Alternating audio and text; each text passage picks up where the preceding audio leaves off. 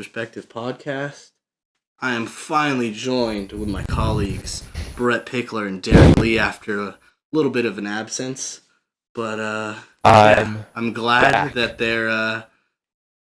they're here to join me for this episode. Getting back to normal here.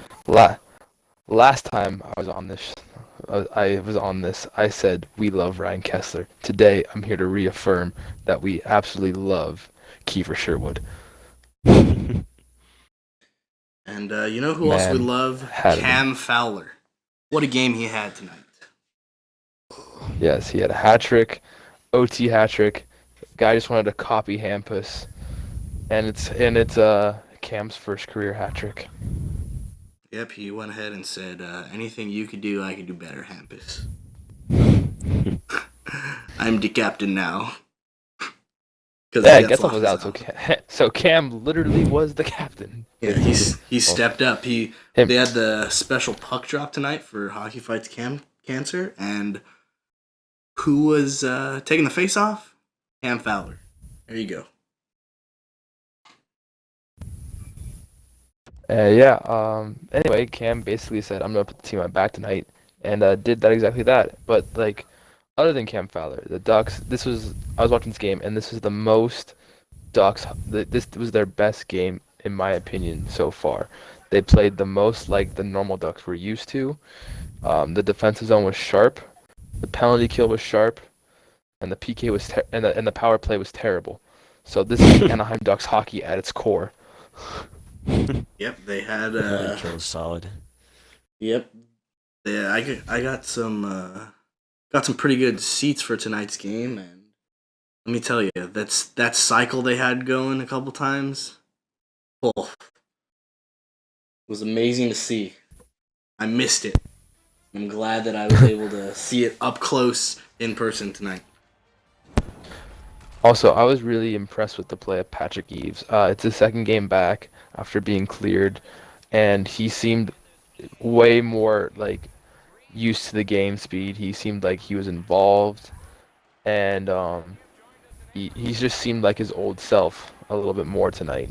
He was winning battles. He was winning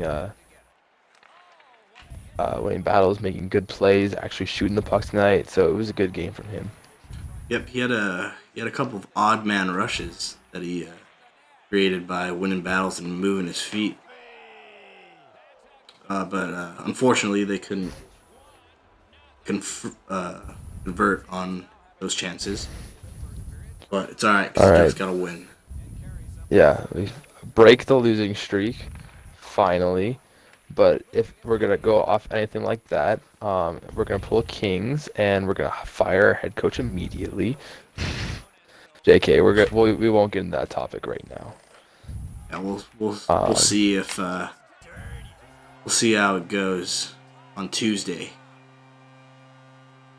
But let's run down the lines. Without Kessler, without Getzlaff out, first line was the normal Kessler line of Silverberg and Cogliano. Then in the 2 slot you had, it was Henrique, Raquel, and who was the other? Aberg. And Pontus. And then the third line you had, Eaves, Lundestrom, and Kiefer Sherwood. Sure. That line, that's a fun line. I like that line a lot. I really like that line combination a lot. And then the fourth line was Lundestrom down the middle with... Lundestrom was the third center. Gibbon Street Gibbon Street and Carrick. Sam Carrick making his NHL debut. NHL Ducks debut. Which I will add, he did absolutely terrible. I'm sorry, but he was just really bad. Derek, it wasn't his NHL debut. Wasn't that his Ducks debut? NHL Ducks. Unless I didn't see. He played 15 games with Toronto in 2015. I wouldn't say he was terrible, but he just didn't do anything. He also only had 6 minutes of ice time, so yeah, I didn't even see. He took a bad penalty, and he almost took another penalty that they thankfully did not call, because it would have led to a 3-on-5 disadvantage. Speaking of penalties, Ducks killed off, what was it, 5 or 6 penalties? I think it was 6. I believe it was 6. That was pretty rough. The refs were Refs were being pretty Refs were heavy on tonight. everything tonight. Both teams took a lot of penalties. Mm-hmm. Was there even a single power play goal that was scored tonight? I don't think there was. I don't think No, so. yeah, there wasn't. So both teams need to work on that. Ducks especially, they've had a rough time on the power play recently. But it's good to see that the defensive game is finally starting to click with the Ducks. Now they just need to focus back on their offensive production at this point, because the last couple of games they've been getting a lot of shots and playing better defensively. They just haven't been scoring. Yep, not able to convert on their chances. We don't want to turn up like the Los Angeles Kings, because you know how they are with that. They can get 41 shots in a game and score once. So Yeah, but overall, I think the team is like starting to get out of this little like rut that they're in. They're shooting the puck more. They're playing better defensively. Um, they just need to get more disciplined. They've been taking a lot of penalties the last few games. you know who I thought actually played pretty good today from what I saw is Larson Walensky. Yeah, I I was thought about to they say had Yeah. pretty Larson good seemed like he games. had a really good game. Also Larson Pedersen, he seemed made some confident pretty good tonight. decisions out there on the breakout and on regroups. He was making some pretty good passes. Yeah, if Yeah, the with team Getzlaf felt they needed out. to step up without the Yeah, captain honestly, being there, they felt they needed to. with Getzlaf out, yeah, everybody stepped up today. Honestly, especially obviously started with Cam and everybody followed. Yeah, I was So gonna say let's Go with on. Getzlaf out, Walensky was on the power play. That's a lot of confidence in the young guy. yeah, well, he kind of runs the power play down in San Diego, so I could see that makes sense to put him on there. They basically Yeah, run the same power play down in SD, so lately I thought even though the Ducks haven't been scoring on their power play, they've had some pretty good movement on it. But Mm-hmm. yeah, obviously, they've since been creating a Getzlaf was lot out, of chances. They had a really good chance in the first period with Eves. They were moving the puck good down low, high to low. Eves was open in the middle, and fortunately it was on his forehand side. It wasn't on his traditional one timer side, so he didn't get as much on the shot as he wanted to. But it was still a good chance for the net.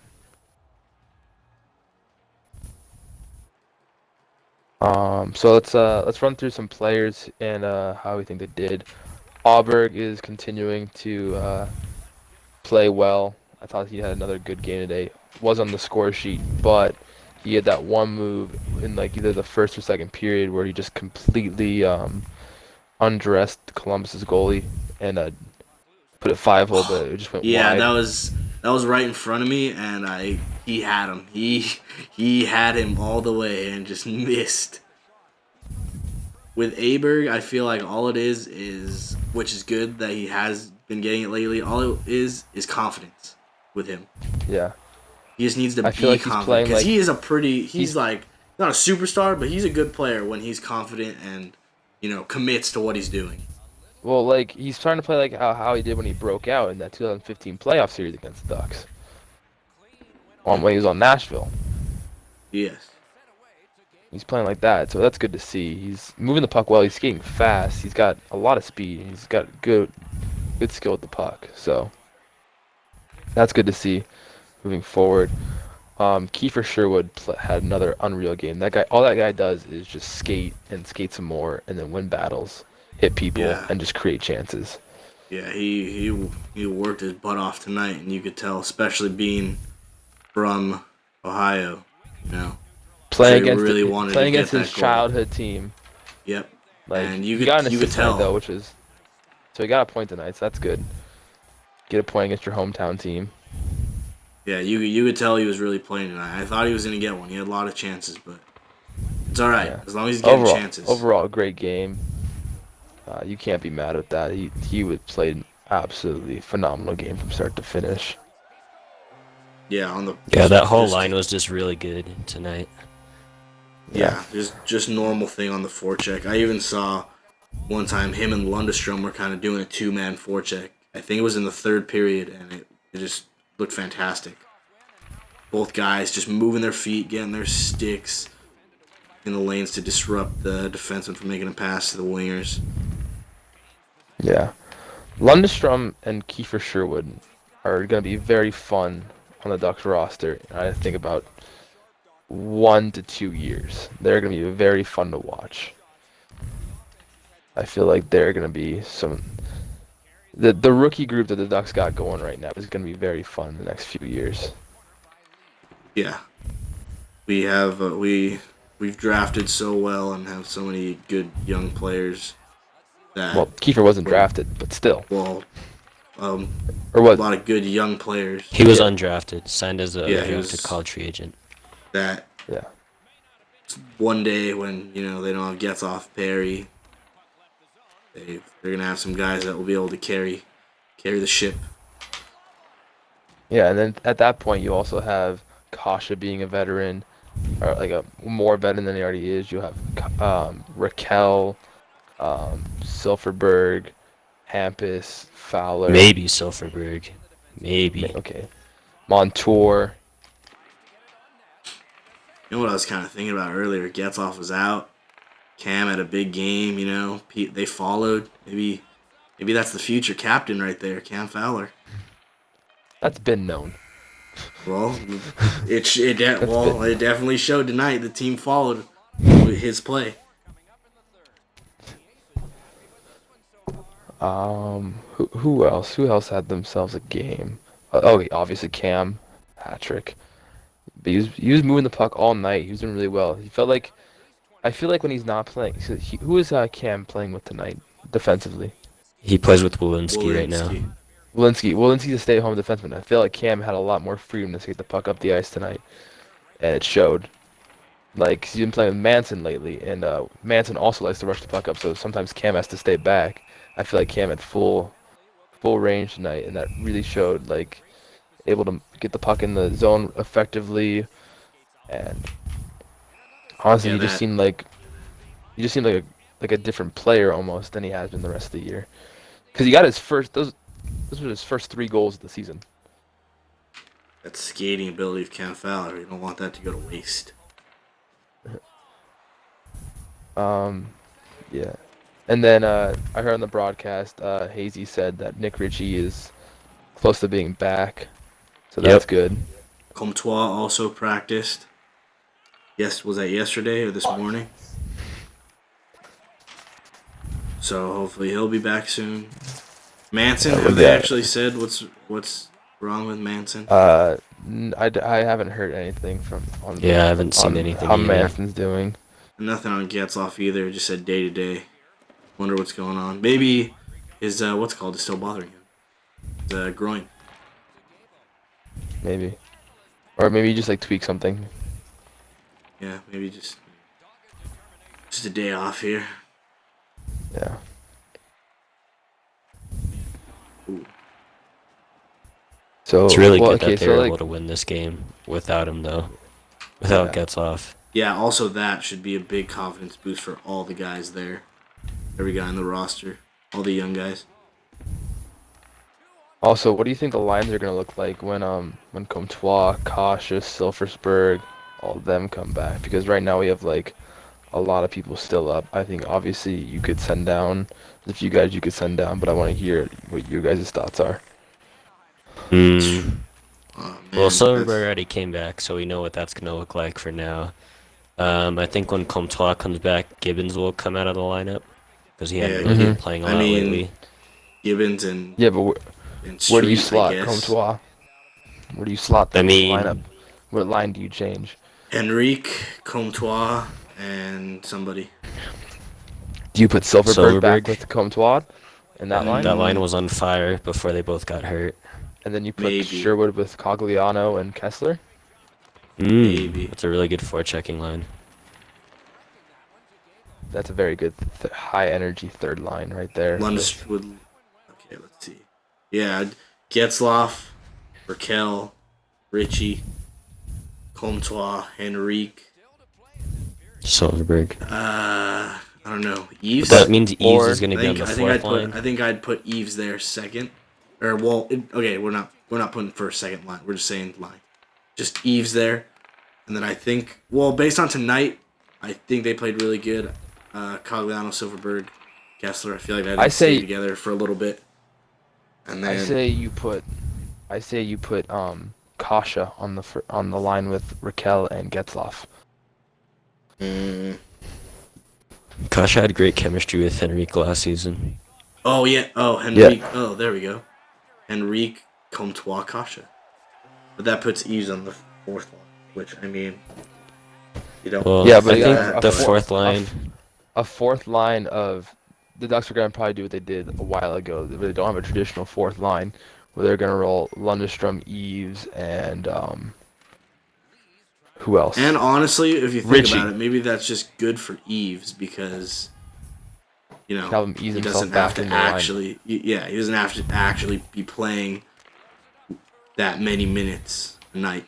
And obviously, I don't know what was his ice time tonight. He was very effective still with the time on ice that he had. Here, I can tell you what his ice time. I can tell you what his ice time was right now. Patrick Eves. He had played 11 minutes and 42 seconds tonight. Yeah, so I mean, it's good enough, and with what he did, fourth line average, pretty much. Lundestrom played 11:13, and Sherwood played 10:30. Yeah, all those guys with the little amount that they had, they all played fantastic games. All right, is there John Gibson once again? Amazing game. One goal was just a scrum in front of the net. It's just a bounce, went the right way. Nothing you can really do about that. What was First funny one was screened by was Fowler. both Cam goals Fowler was on the ice for every single goal. Yeah, both goals. Fowler. Both goals that the Blue Jackets scored, you can kind of argue that it was Cam's fault. Oh my God, Fowler was responsible for all 5 goals tonight. Yeah, so you could say that. So good thing Fowler he got a hat trick. It was +1. Yeah, I was ready to roast him after that first goal because he did screen Gibson a bit, but he made up for it in the end. Oh, that move by Raquel on his first goal. Oh. Yeah, Raquel had a pretty good game too. Raquel needs to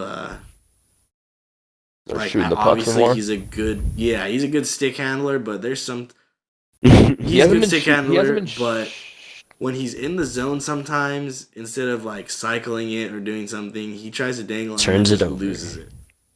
I saw that today. Lately. He's not shooting enough. Lately he's been doing that. I feel like he's trying to pass puck more, but really he should do the more Corey Perry approach and just shoot whenever he can. Now you know who he's missing is Corey Perry. That's who he's missing. Is there a way to look that up? How many goals did he score that Perry assisted on? I kind of want to know that, just for reference. Sabermetrics. Because you could always do it manually. Oh my God, that would take forever. Actually, no, he only scored. How many goals he scored last year? 35? 34? 30. I think 30. I think it was 35. All right, then you can just look up all his goals from last year. The box score from every game. There was quite a few times where, or if Perry didn't get the assist, he did something for Raquel. Because obviously, for the most part, Getzloff probably got the primary assist. Yeah. I think it was just more of Getzloff and Perry, they're good, they're big, and Raquel just needs to get open, literally, and they'll give it to him. Yeah. That's what he's missing. He's trying to do too much on his own. He needs to simplify. He's still playing well, but he just needs to simplify it a little bit more. Yeah. Because obviously he still has Getzloff with him, but if you got 2 guys that just stick to passing, what is that going to do? Yeah. Also Getzloff really needs to shoot the puck more. I know this. He has been though. He has been. It's the same broken record, but if that man shoots the puck maybe 100 times more in a season, you're gonna see him scoring 20 goals a year. Yeah, which is what the Ducks need. This is the most I've seen him actually shoot in a really long time. He really has been shooting. Literally, the power play should be set up to a Getzlaf one-timer. You have Raquel have his one-timer along the hash marks. You have the Getzlaf one-timer up top, and then you have the other one-timer. They should switch to an umbrella instead of an overload. I don't know. Getzlaf in that spot is pretty effective. Or you can run some sort of hybrid. Because he could do his normal passing, but also he could rip an absolute slap. He doesn't need a one-timer to rip it. Yep. The shot's probably one of the filthiest shots in the league, honestly. Yeah, if he just needs to, if he gets the puck, he obviously, and lately, which has been, as we saw in the game, Brett, against New York, fake slap shot over to Raquel. Oh, yes, that has been his slap pass. Yeah. His slap pass has been his slap pass is, which twice. Obviously is because he's shooting more. Both of the threat of the both shot of the goals against the Rangers were because of that. Players. Raquel got robbed in the first one, but Silverberg was in front of the net. And then and was able to put it in. And then at the end of the game, Silverberg connected on his shot, which was an absolute rocket of a shot. That was Raquel. Oh, speaking of that game against the Rangers, that was also a jersey tribute night, and that was one of my all-time favorite jerseys, and I bought it. I bought it, and I was very happy. Small tangent there, but that story had to be shared. Would you like to you tell the fans how much it was? It was after tax. It was $439 for the duck jumping out of the ice jersey. Man. If I had not bought that, it would have gotten to some other stupid purchase. So I'm glad I bought it for that.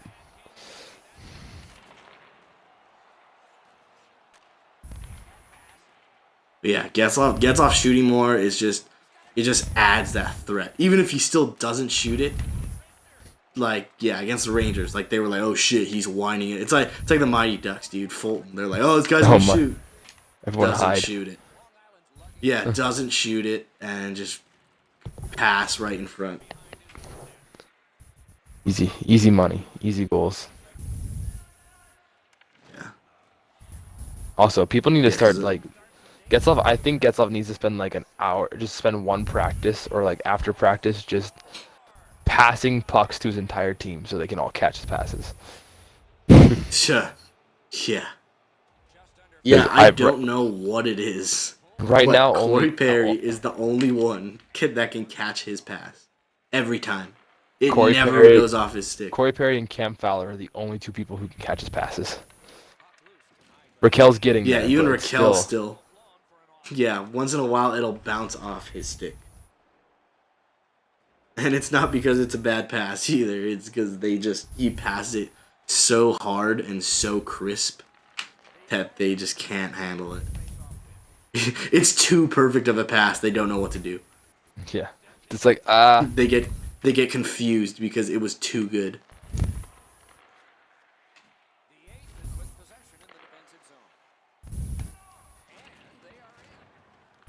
Okay. Guy, any other topics you want to discuss? And then we went on a side tangent of Getzlaf's passing strength. Well, the Kings head coach, John Stevens, got fired today. Yep, that was the thing. So Willie Desjardins is taking over as the interim coach. And then basically what they're doing is they're setting up the interim assistant coach. They're grooming him for the head coach job for next year. So I think the Kings are officially out this year, as of right now, unless they make some big trades. There's no way they're making the playoffs they gotta win quick. 10 in a row. They literally have to win 10 in a row. No quick, very old roster. Lose, very old roster. I'm interested to see what their new coach can do, though. At least for this season. Just because I want to see what he does. How's that Kovalchuk signing looking now, LA? Kovalchuk, absolute melon. I want to go to a team that, can give me a good chance to win a Stanley Cup. Well, buddy, how's that turning out for you? That's every person who says that and then goes to LA. Like, Aginla said that doesn't make the playoffs. Kovalchuk says that they're currently 31st in the league. I don't understand why they think that it's like gonna win the big cup. city doesn't always mean good team. For example, look at the Rangers. Buddy, if you want to win a Stanley Cup, you're gonna have to go to Pittsburgh. Pittsburgh, Nashville, Washington D.C. Who's another contender right now? Tampa Tampa Bay. They haven't won yet. Carolina. No. Or Raleigh. Stop it. Brooklyn. The Vancouver. Ducks, I feel like, would be just Edmonton. a better option. Calgary. Edmonton. Dude, the first 3 places in the Pacific right now are Edmonton, Calgary, and Vancouver. Vancouver. I wouldn't call Edmonton a contender though. Oh, they're not. As soon as the rest of the Pacific gets healthy and figures their shit out, Edmonton's gonna drop like a fly. Who's their goalie right now? Not Talbot. Their backup.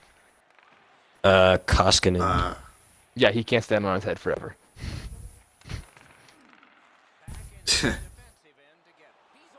Also, goalie wearing number 19.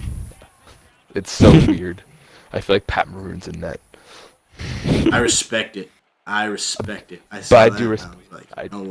something it. different. I respect it. You're breaking the norm. It's like Vasilevsky wearing 88. Breaking it's the something. norm. It's something different. I like it. Oh. It's like when. Oh, who was the goalie who wore 29 for a while? Fleury. Fleury. Oh, Fleury. That's right. He still wears that.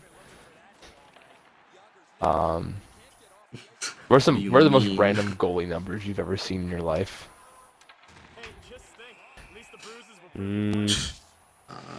I mean, 72 is kind of random, like Bobrovsky. Yeah, 72. I would assume Bobrovsky played last night. That's why you didn't play, Jay. Yeah. Yeah.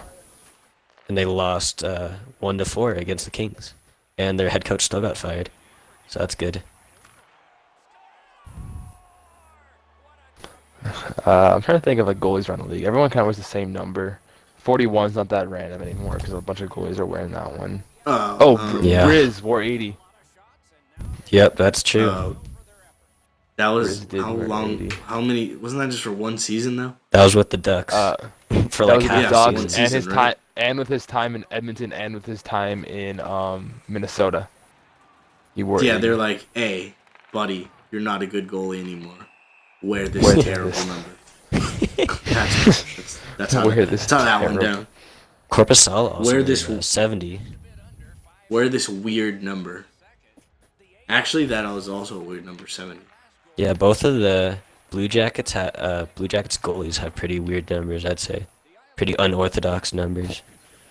72 and 70. Who are their goalies in the past? Doesn't Elliott wears 37. That's Nick Ritchie's number. So does Hellebuck. Yeah. I mean, you can see that as being different, but it's in the 30s still, so it's like, Hasek wore 39. Yeah, that's who I was trying to figure. So did, No. Osgood wore 31. Joseph wore 31. 31's pretty normal now. Wait. Yeah. Did Rick DiPietro worth 39? Did he? Was he? Trying to remember now. Or was he 30? One of the worst contracts of all time. Rick DiPietro. Hey man, that guy was good until he got hurt. He was. All the time. He really was. Was, honestly. Isn't UC Saros number 74? Yes. Yeah, there we go. Yep, DiPietro was number 39. Honestly, if he never got injured how he did, I think the Islanders might have a Stanley Cup. Yeah. Or might have won a Stanley Cup at some point. Because the Islanders had a good within team the last then too. They were one of those teams that was just constantly good or consistently good. Yeah. Yeah, honestly, that just screwed him not having a good goalie, which sucks. But Okay. Another weird tangent, but anything Especially, else? dude, first overall, first Yeah. overall in 2000. Okay. That sucks. Anything else you want to discuss? Because third period, I think we covered the game. We covered some off topics. I think we can start wrapping this up a bit. Dude, he never played a full season. DiPietro? Yeah. Well, yeah, duh. A goalie never plays a full season. Wait. Okay, 3. He played 3 full seasons. Sorry. Well, how are you judging that? He played more than 40 games? 63. 60 games, I think would be it's a good Yeah, so parameter for for a 3 starting seasons. goalie. He played 3 seasons. Damn. And he was Team USA's goalie. Like, just Every year. sucks. Okay, who would you consider the greatest goalie of all time? Hasek. Why? Why Hasek? I'm going Hasek or Brodeur. I would go Brodeur for me personally. Yeah, it's I one think of them. Brodeur. I think Brodeur is honestly the Hasek, hardest goalie to play just against. because, like, his style was Was so unorthodox that you unorthodox. didn't know what was gonna happen. Yeah, he could throw a pad at you, but in that same situation, the next game he could throw a stick or a blocker at you. But then again, you could also say that. But the thing with Brodeur is he was such a good puck handler, Mhm. Yeah. which that obviously mattered a long time. It doesn't matter really now as much. But Yeah. scored a couple goals. But I feel like Brodeur's like style was just timeless. He was able to play so long in the NHL and stay at a consistent level. Yeah, that too.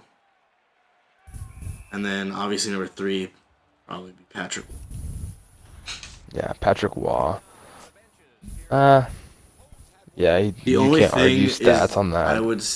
yeah, I wouldn't say it. Well, because he played for Montreal and they were good. That's the only reason. Yeah. Why. Obviously, I'm not saying he sucked. And then but, like, and then he they played carried for him, Colorado when But Colorado. he did was play good. for. Yeah, but he did play for a really good team. That's the only reason why I would say that he would third. Means if you look at some modern day goalies, Fleury could be up there. He basically transformed that Pittsburgh team. He was the first piece in that Him and Pittsburgh. Sid, dude. Him and Sid. They did it. Luongo That's is what made one of them the good. all-time greats. Just by wins alone, not by like championships or anything, but like Oh, he's a they're guy able that to I stick want around. to win, actually. But Yeah, Luongo Hank. and Lundqvist. yeah. Lundqvist, dude. Honestly, he's another dude I want him Those to guys when they become free agents should just like say, pick a team, like hey, we're gonna both sign here. We'll do 1-year deals. I think Let us Lundqvist might give be us a cut. done after his contract runs out, though. He might actually. He's let's what, see, 38 30 now? or- Oh man.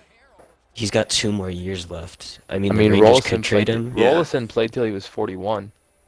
but I think Lundqvist is I perfectly doubt fine that staying I in New doubt- York. Yeah, I doubt that Lundqvist ever leaves. He's already built up a legacy there. Yeah, He's got a Hall, really he's got a likes Hall of playing Fame there. career. And he's still good.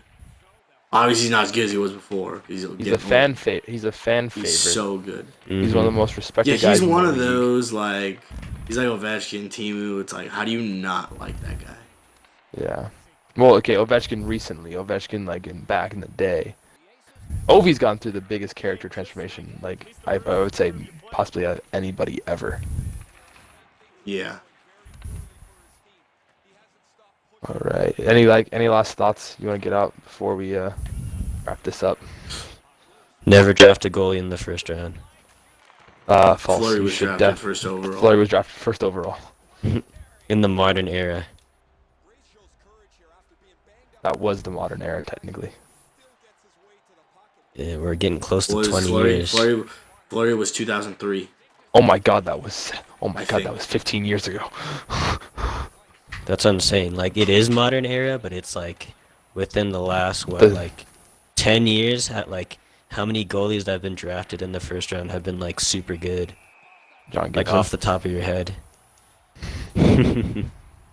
Frederick Anderson. Johnny Yep. boy. But just think about how many goalies have been drafted in the first round in that time span. That's only 2. Well, yeah, that is true. But they were able to pay, they were paid off though. So Yep. I mean, And they were if both they drafted by who? And The Anaheim I Quackers. mean, mic drop. That's the end of our podcast. I mean, just cut it if- right there.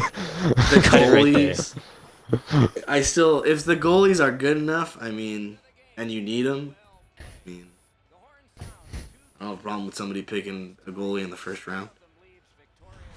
It's just not Brady- often that somebody needs a goalie like That a badly. good goalie. Brady. Yeah, there's Okay. like the combination of needing a good goalie and there being that good of a goalie. That's All right, Brady. Time for your closing statement. okay. Apparently, we're gonna wrap it up there. So, thanks for joining Players Perspective Podcast, episode 5. The 5 or 6. Questions, comments, tweet us. You know our Reddit hats, us, Facebook us, Instagram us. Reddit, We don't have Facebook. Snapchat, Instagram. We have individual You know, Facebook. Any way you want to reach out to us, we're happy letter, to Carry answer your. We're happy to Pony to Express. answer your questions. So Just have Don. Yep, just we'll, have Don Cherry yell from Canada towards us. Anyway, we're we'll see ya. Hopefully on Tuesday. Gonna be a big game against the Kings, so we're excited about that. And yeah, we'll see you in the next one.